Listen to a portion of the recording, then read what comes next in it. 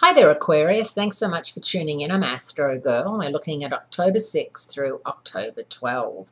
And there's a lot happening with Uranus this week, your ruling planet, the planet of erratic behavior, the planet that makes very quick turns and quick decisions.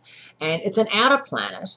However, it's been in Aries for quite a while, and it's in your third house of communication, siblings, neighbors, short trips. And of course, Mercury, the planet of communication, is out of phase this week and for the next 2 weeks after that. It's out of phase this week in Scorpio, which of course is your career zone, and then it goes out of phase in Libra, your philosophy zone. So the next 3 weeks, Murphy's Law, whatever can go wrong, will go wrong, is in full effect. And the week starts off with an opposition, once a year, opposition between Uranus, your ruler, and the Sun, which of course is in Libra, and a Mercury in Libra retrograde. Uranus in Aries is on its closest approach to the Earth, and it's going to make a 180-degree opposition to the Libra Sun early this week. This face-off indicates a restless duel between trying to change the status quo and simultaneously trying to keep things in balance. Whenever Uranus is involved, there's a possibility of losing something in order to gain something more important. Although this Sun-Uranus face-off happens once a year, it can have far-reaching consequences. It's the appetizer to the main event of the week, Wednesday, October 8, which is when the Aries full moon lines up for a total lunar eclipse visible over Eastern Australia, the Pacific, and the Americas. And everyone's on Facebook about this because it's in Aries and because Aries is ruled by Mars.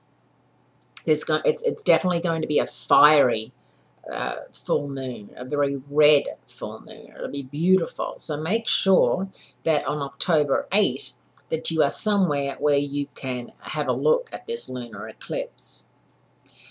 On a personal level, this eclipse also indicates a watermark year for those people celebrating birthdays, October 8 or April 8. So if you know anyone that's an Aries or a Libra, which you probably do know someone who is an Aries or a Libra, but if they're born on the 8th of October or the 8th of April, they're someone to buy a lottery ticket with. They're someone to stick close to because they're going to have such a good year.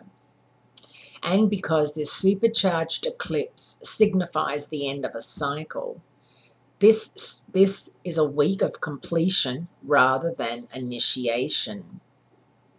And remember, Mercury is retrograding in Libra, October 10 through 25. So that's 3 weeks. Your long-distance travel zone, your philosophical zone. So it's not a good time to travel overseas. As much as you may want to just jump on a plane, it's also one of those times when, for those of you in a long-distance relationship where your other half is overseas, this is not a time for you to be insisting on a lot of FaceTime or Skyping because you may feel as if there's a disconnect, and the disconnect is Mercury retrograde. Have a great week, great speaking to you, and I'll speak to you again next week.